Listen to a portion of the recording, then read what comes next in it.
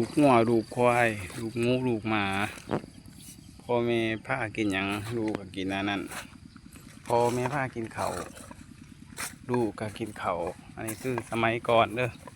แต่สมัยนี้มันโมแมนอีกแล้วมันบ่คือเก่าคือเดิมคือดังอีกแล้วเด้อสมัยนี้พ่อแม่พากินเขาวกินน้ำเฮ็ดเบียกเฮ็ดงานลูกพากินยาบ้าลูกว่ากินเขาวกินน้ำคือเก่าเลยมันต่างสมัยก่อนเนี่ยเจ้าว่าพ่อแม่พาเฮ็ดหยังลูกสิเป็นแนวนั้นบ่แมนพ่อแม่เป็นคนดีลูกสิเป็นคนดีคือว่ามันบ่ได้แม่นคือแต่เก่าเนาะพ่อแม่ดีคือเทวดานางฟ้าคือเขาว่าแต่ลูกซัวซัมมาก็เป็นขึ้นกับคนนะมันบ่แมันเป็นคือเก่าคือสมัยก่อนพ่อแม่ดีลูกดีเบิ่งศาสตร์เบิ่งตระกูลแต่ตอนนี้มันบ่แม่นแล้ว